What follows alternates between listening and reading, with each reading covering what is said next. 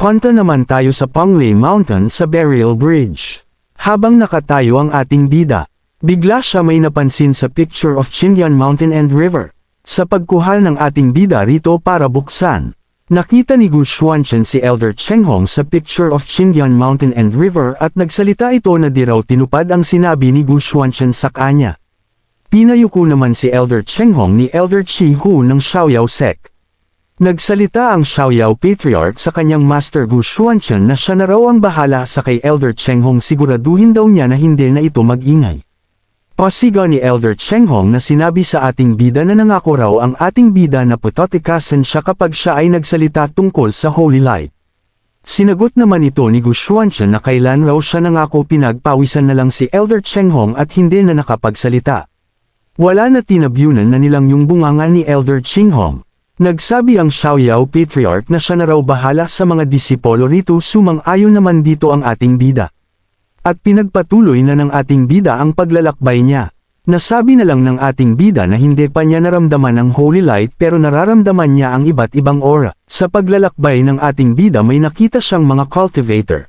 At nasabi ng isa na sa harapan nila ay malakas ang aura doon, kaya sigurado hanggat siya ng realm doon, at nagsalita din ng isa na titingnan nila ang aura doon. Biglang may lumitaw na babae sa likuran ng ating bida at nagtanong ito kung taga Roxia ba ang ating bida.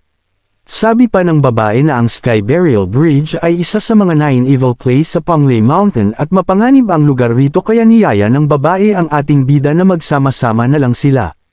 Tinanggihan naman ito ng ating bida pero inawat parent siya ng babae. Nasabi na lang ng babae na na-reject na naman siya ulit. Sa paglalakad ng ating bida may narinig siya na nagsasalita na sasali raw siya sa grupo ng taga 7 Ultimate Combined Strike. Napasambit na lang ang ating bida na 7 Ultimate Combined Strike. Habang doon nakatambay ang isang grupo, sinabi ng babae na sasali raw ang ating bida sa kanila. Tinawag ng lalaki ang babae na Baihan at tinanong niya ito kung anong klase ang sinama niya rito. Sinagot naman ito ni Baihan na isang early yin-yang realm raw ang ating bida at pahabol pa niya na senyo raw ang pinakamalakas sa kanila at manggana sa kanila. Nagsabi ang isang kasamahan nila na ang pinakamataas raw na realm sa kanila ay Saint Realm. At may nagsalita na ang nakaitim na lalaki na raw ang manggana dahil ito ay may alam sa daan at formation, tapahawak na lang sa ulo ang lalaki at sumang-ayon na lang siya. Sa pagpayag ng lalaki na nakaitim, sinabihan niya ang ating bida na siya na raw ang naka-assign sa formation. Sabay bigay ng lalaki ng 7 Ultimate Combined Strike formation sa ating bida. Tinanggap naman ito ng ating bida. Sa pagtanggap ng ating bida ng formation, naalala ng ating bida ang nakaraan niyang buhay, siya pala ang nagmay-ari ng formation at binigay niya ito sa disipolo niya na si Xiaofeng. Matapos maalala ni Gu Xuanchen ang nakaraan niya, binalik niya sa lalaki ang formation. Napaisip na lang ang ating bida na makalipas ang 100 taon wala na siyang balita sa disipolo niya na si Xiaofeng at napag-alaman ng ating bida si Baihan ang babae kanina ay disidant pala ito ni Xiaofeng. Nahirapan ako kaya tawagin na lang natin ang nakaitim na lalaki na Han Mr. Bean. Sinabihan ni Han Mr. Bean ang ating bida na masyado raw itong mababa ang cultivation kaya sa likod na nila dapat ito para hindi raw ito masaktan, at napaisip din si Han Mr. Bean na saan raw nakuha ni Baihan ang kahoy na ito at walang alam sa formation ang tinutukoy ni Han Mr. Bean ang ating bida. Biglang pinadali ni Baihan si Han Mr. Bean dahil ito'y nahuhuli na at tumuga na lang si Han Mr. Bean na hintayin na lang daw siya. At pinagpatuloy na nila ang paglalakbay. Habang sila ay naglalakbay, napansin ni Han Mr. Bean at napasabi siya sa kanyang pag-iisip na natutunan raw ni Gu Xuanchen ang secret technique ng kanilang ancestor ng pamamagitan raw sa pagmamasid lang sa kanya. Tawagin na lang natin na Foreman yung nangunguna sa kanila. Biglang pinahinto ni Foreman ang kanyang mga kasamahan. Nagtanong ang isang kasama nila na kung ano raw ang mali. Sinagot naman siya ni Foreman na kung nararamdaman ba nila ang nararamdaman niya na malakas na enerhiya sa harapan nila. At biglang lumakas pa ang pagsabog ng enerhiya sa harapan nila. Nasabi na lang ni Baihan na nararamdaman raw niya na mahigit 100 ang umangat ng realm ng parihong oras. Nasabi na lang ng isa nilang kasamahan na malayo pa sila doon pero malakas na ang enerhiya na nararamdaman niya kaya hindi malabo na rekta na siyang angat ng realm. Pero nasabi ni Han Mr. Bean na ano ang gagawin nila dahil kapag pump-on sila doon tiyak magkakaroon sila ng makakalaban dahil sa maraming cultivator doon. Biglang nagpatuloy si Gu Xuanchen sa pagpunta doon at pipigilan pa sana ni Han Mr. Bean ang ating bida pero hindi na ito tumugon. Nasabi na lang ni Han Mr. Bean na dapat raw turuan ng leksyon ang ating bida dahil ito'y padalos-dalos at gumagawa ng sariling desisyon. Dahil sa pagsunod nila sa ating bida sila ay napagod. Nasabi na lang ni Han Mr. Bean na ano raw klaseng tao ang ating bida. Dahil sa layo ng nilakbay nila hindi ito pinagpawisan o napagan man lamang. Biglang may paparating. Ito pala ang isang grupo na pinamumunuan ng babae. Ang namumuno sa kanila siya pala ang Chenkun Alliance Leader na si Exi Sayo. Sa pagdating nila Chenkun Alliance Leader nagbigay rin ng galang ang mga kasamahan ni Gu Xuanchen sa kanila. Napatanong na lang ang ating bida kung ano ang Chenkun Alliance. Sinagot naman ito ni Baihan na ang Chenkun Alliance ay isang first-class force at isa din ito sa 3 major forces ng Mount Panglay. Nagmungkahi ang Chenkun Alliance Leader na sumama na lang sa kanila sila Gu Xuanchen dahil alam nila ang daan ng Terrain of Sky Burial Bridge at mapaprotektahan pa raw sila Gu Xuanchen nila. Tinanggap naman ito ni Han Mr. Bean at napaisip pa siya na tiyak hindi na sila magpaproblema ng kanilang madadaanan. Di naman dito nagsalita ang ating bida at nagmamasid lang siya sa kanila. Tinuro ng Chenkun Alliance Leader ang daan at doon daw sila dadaan. At sama-sama na nga silang naglalakbay. Habang naglalakbay sila, biglang pinahinto ng Chenkun Alliance Leader ang kanyang mga kasamahan. Nagulat si Han Mr. Bean sa nakita niya at ang iba. Dahil maraming bangkay ang nakakalat. Napasabi na lang si Han Mr. Bean na marami raw ang bangkay rito. Nasabi na lang ng ating bida ang pagpaslang sa kanila ay ginamitan lang ng isang atake at napatay sila nang hindi nakareact. Napaisip ang ating bida na Segurado ang gumawa nito ay isang early Saint Realm pataas. Biglang sinabihan ng Chenkun Alliance Leader si Han Mr. Bean na magbigay raw sila ng pakikasama or mag-contribute.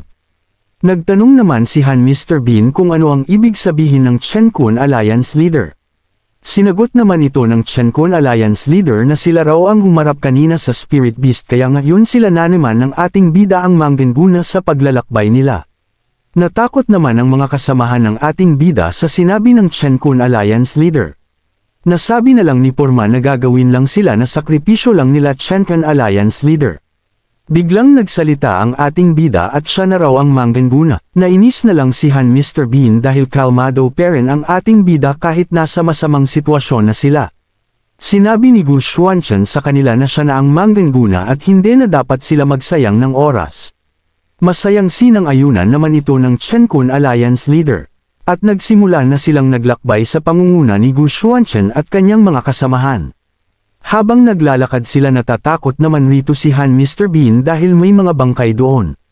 Nagsalita si Baihan na natatakot raw siya sa mga bangkay pinatahimik naman siya ni Porman. At biglang may napansin na bagay ang ating bida. Pati na rin sila napansin ang bagay sa harapan nila. Biglang nagsalita si Porman na doon na raw ang Roxia Place. At tiningnan naman ito ng lahat. Biglang sumabog ang enerhiya sa harapan nila. Nasabi na lang ng Chenkun Alliance Leader na ang sa harapan nila ngayon ay isang treasure ng Heaven and Earth at malakas ang spiritual energy doon at habang siya ay lumalapit raw doon nadidagdagan ang lakas niya. Biglang may dumating na pansin naman ito ng Chenkun Alliance Leader at mga kasamahan nito. Ang dumating ay ang grupo ng Temple Lord ng Temple of Wind at ang Patriarch ng Thousand Star Sect. Nagulat si Han Mr. Bean dahil sila ay galing sa Temple of Wind at Thousand Star Sect. Nasabi na lang sa pag-iisip ni Han Mr. Bean na malamang sila ang pumatay sa mga nadaanan nila at kahit galing sa 3 major forces sila Chenkun Alliance Leader mas malakas pa rin sila ng 100 bises. Pinagpawisan na lang si Han Mr. Bean sa kamalasan nila. Nagsalita ang Temple Lord na naghihintay raw sila ng share nila Chenkun Alliance Leader. Di naman dito pumayag ang Chenkun Alliance Leader. Nagsalita si Gu Xuanchen at sinabihan niya ang Temple Lord na ano raw ang pinagsasabi nito na mag-share. Nagsalita si Gu Xuanchen na tagapagbalita raw sila ng Ruaxia sa Holy Light galing sa Sacred at sila raw ang Chenkun Alliance kaya nakakabuti na umalis sila sa daan nila.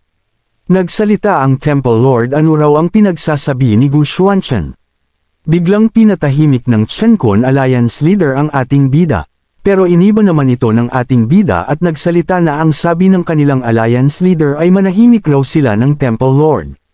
Pahabol pa ni Gu Xuanchen na di raw siya nila masisisi sabay umatake si Gu Xuanchen. Nagulat naman ang Temple Lord sa pinakitang atake ng ating bida. Naalerto naman ang mga kasamahan nito, biglang sumabog doon dahil sa pag-atake ng ating bida. At nung pagkawala ng usok, nasabi na lang ng Temple Lord na dahil sa pag-atake raw ng Chen Kun Alliance sa kanila titingnan raw nila kung may kakayahan nga ba sila ng Chen Kun Alliance na harapin sila. Nagutos na ang Temple Lord na atakihin na nila ang grupo nila Chen Kun Alliance Leader. Nagsabi naman ang Chen Kun Alliance Leader sa kanila Temple Lord na misunderstanding o hindi pagkakaunawaan lang daw kaya hinto raw nila ang labanan. Biglang nilabas ni Han Mr. Bean ang kanyang espada para makisali sa labanan. Ngunit naghanda si Gu Xuanchen na tumakas kasama ang mga kasamahan niya. At dahil sa ginamit na teknik ng ating bida sila ay lumutang sa ere. At nakaalis na sila ng ating bida doon. Nakalipat na nga sila ng lugar at nasabi na lang ng isa na ano raw ang nangyayari. Nasabi na lang ni Gu Xuanchen na mag-enjoy sila sa laban ng Chen Kun Alliance at grupo ng Temple Lord. Naglaban-laban na nga sila doon habang nanunood lang sila Gu Xuanchen. Namangha si Han Mr. Bean sa ating bida dahil sa ginamit nito na teknik para sila makatakas. Pahabol pa ni Mr. Bean na gawa ito ng ating bida kahit nasa Yin-Yang realm pa ito.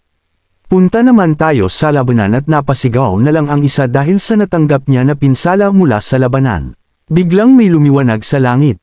Napansin niya naman ito at napamura na lang ang Chen Kun Alliance Leader sa nangyayari sa kanila. Nasabi ng Temple Lord na ito na raw ang huling araw ng Chen Kun Alliance Leader.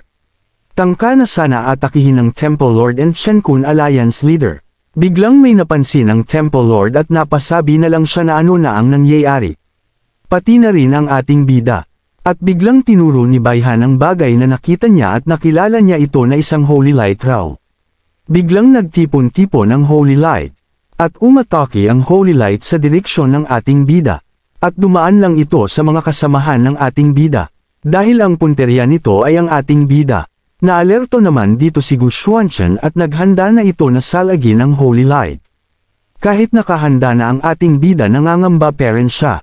Sa pagtama ng holy light sa ating bida. Nasalag naman ito ni Gu Xuanchen. Ngunit ang mga piraso ng holy light ay biglang na-absorb ito ng ating bida nang hindi sinasadya ng ating bida. Napatanong na lang si Han Mr. Bean kung bakit pumunta sa katawan ng ating bida ang holy light. At sa pagpasok ng holy light sa katawan ng ating bida pinakiramdaman naman niya ito. Dahil sa nakuha ng ating bida ang holy light nagsama-sama ang dalawang panig para paghigantihan at kunin ang holy light sa ating bida. Habang ang ating bida ay naalerto at naghihintay siya sa parating na kalaban. Sinabi ng Chen Kun Alliance Leader na dapat nilang puwersahang patayin ang ating bida para lumabas ang holy light sa ating bida at nasabi na lang ng Temple Lord na ang holy light ay nagsama-sama sa iisang tao lang. Naalerto naman ang mga kasamahan ng ating bida sa parating na kalaban. Habang patakas ang kasamahan ng ating bida sinabihan ng lalaki si Gu Xuanchen na wag na itong tumayo at dapat na silang tumakas. Tinawag na brat ang ating bida ng Temple Lord at pahabol pa ng Temple Lord nag-iisa na lang ang ating bida at bilasan raw ni Gu Xuanchen na ilabas ang holy light. Biglang nagsalita si Han Mr. Bean na Seno may sabi raw na nag-iisa ang ating bida. Sinabihan ni Gu Xuanchen si Han Mr. Bean na gusto na ba nito na mamatay sumagot naman rito si Han Mr. Bean na ginagawa lang niya ang tungkulan niya na tulungan ang ating bida dahil ito ay talentado. Pahabol pa ni Han Mr. Bean na kapag makaligtas sila rito dapat raw tanggapin siya ng ating bida bilang disipolo niya. Sinang-ayunan naman ito ng ating bida at turuan niya ito ng formation. Sinabi ng Temple Lord na ibuka raw nila ng ating bida ang mga mata nila dahil isa lang silang Yin-Yang realm at sila raw ay mga Saint realm kaya kapag umatake sila para lang silang pumatay ng langgam. Kalmado naman ang ating bida sa mga sinabi ng Temple Lord pero si Han Mr. Bean ay pinagpawisan na lang sa makakalaban niya. Pinagsalitaan naman ng Chen Kun Alliance ang ating bida na panlalait at tumawa pa ang isang kakampi niya. Beyabang na sinabi ni Gu Xuanchen na kapag nakaharap na nila si kamatayan wag silang umiyak at sabay handa para buksan ang picture of Qingdian Mountain and River. Sa pagbukas ng picture of Qingdian Mountain and River nagsilabasan ang mga disipolo ng ating bida. Nagulat naman ang grupo nila Temple Lord sa paglabas ng mga disipolo ng ating bida. Napatanong na lang ang Chen Kun Alliance leader kung saan raw sila galing. Pinalibutan na nga nila ang grupo ng Temple Lord at Chen Kun Alliance leader. Nagsalita ang Xiaoyao Patriarch na sinunod raw nila ang utos ng ating bida na mag-cultivate sa picture of Xindian Mountain and River at halos silang lahat ay umangat sa Emperor Realm. Nagulat naman si Han Mr. Bean sa nasaksihan niya sa kanila ng ating bida. Habang pinagpawisan si Han Mr. Bean nagulat siya dahil ang tawag nila sa ating bida ay Master. Pahabol pa niya na lahat ng Emperor Realm na nakikita niya ay disipolo ng ating bida. Pangiting sinabi ni Gu Xuanchen na titingnan raw nila ang resulta ng pagkukultivate nila Xiaoyao Patriarch. Sabay umatake na ang lahat ng mga disipolo ng ating bida sa kanila Temple Lord. At pinagpapaslang na sila Temple Lord at mga kasamahan nito. Napasigaw na lang ang mga kasamahan ng Temple Lord. Takot na takot ang Chen Kun Alliance leader at hindi na gumagalaw. At binawian na ito ng buhay at mga kasamahan nito. Biglang binalik ng Xiaoyao Patriarch ang kanyang espada. At nagulat sa ating bida na nalinas na nila ang mga kalat. Nasabi na lang ng ating bida na natapos na raw sila. Biglang sinabi ni Qi Ziyan sa ating bida na nasira raw ng ating bida ang Holy Light kaya nagtanong si Qi Ziyan kung hindi na ba makapunta ang mga kalaban nila sa Sacred Domain sa lugar nila. Sinang-ayonan naman ito ng ating bida at sabi pa niya na may nakalimutan silang bagay. At sabay labas ng Holy Light. At sa pamamagitan ng Holy Light ay pop-onte siya doon sa Sacred Domain. Sinabi ni Gu Xuanchen na gusto niyang puntahan ang mga taong gusto niya makita sa Sacred Domain. Sabay ginamit ni Gu Xuanchen ang Holy Light para buksan ang daan patungo ng Sacred Domain. Napasalag na lang si Mo Kuan-Yan sa puwersa ng enerhiya ng Holy Light. Pati na rin si Qi Ziyan. At binuksan na ng ating bida ang daan papunta ng Sacred Domain.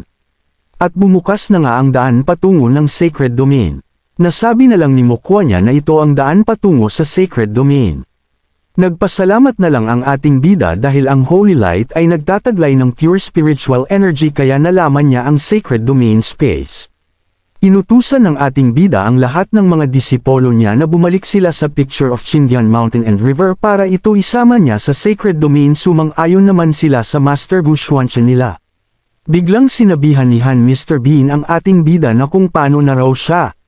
Sinagot naman ito ng ating bida na may sarili itong arrangement.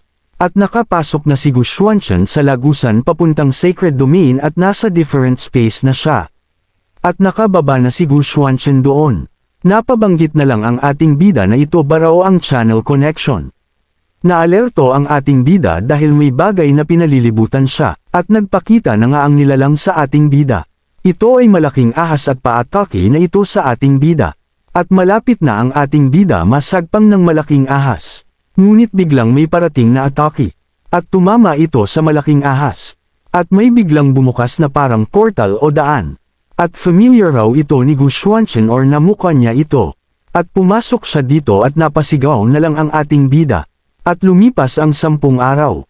Punta naman tayo sa altar ng Sacred Domain na sabi na lang ng isa na ang Holy Light raw ay hindi nila magamit para mabuksan ang daan patungo sa Xindian Continent at ano na raw ang nangyayari dahil ang Holy Light ay nasira na ng isang tao. Nasabi niya na okay lang daw na masira ang Holy Light dahil maraming malalakas ang lumitaw sa Xindian Continent. Nasabi na lang ng isa na ang ibig sabihin may tumulong raw sa ating bida. Sabi ng isa na nabalitaan raw niya na ang Holy Sun ay nasa Xindian Continent. Nasabi na lang ng isa na kahit maghukay sila ng malalim, dapat nilang mahanap raw si Gu Xuanchen. Balik naman tayo sa ating bida. Habang wala pa itong malay, nagising naman si Gu Xuanchen. Napasabi na lang ang ating bida na ang silid na ta ay isang bato. Habang siya ay naglalakad, nasabi na lang ng ating bida na may kapangyarihan dito ng law kaya hindi raw siya nagkakamali na ito ang Sacred Domain. At biglang may nakita ang ating bida na kalansay. Habang pinagmasdan ito ng ating bida na sabi na lang niya 1,000 of years na tung patay. Ang dahilan raw ng pagkamatay ng bangkay ay sakit sa ulo. At pinakiramdaman ito ng ating bida. At namukha niya ang aura ng bangkay at pareho raw ito sa taong kilala niya. Nasabi na lang ng ating bida na ang tumulong sa kanya na malampasan ang malaking ahas at makapunta sa Sacred Domain ay si Xiaofeng raw. Nasabi na lang ng ating bida na hindi alam kung saan siya at kung umakyat ito sa Sacred Domain. At nung hindi pa pamunta ang ating bida sa sacred domain, binigyan niya pala ng formation si Han Mr. B na kayang maabsorb ang holy light at improve ang kanyang cultivation.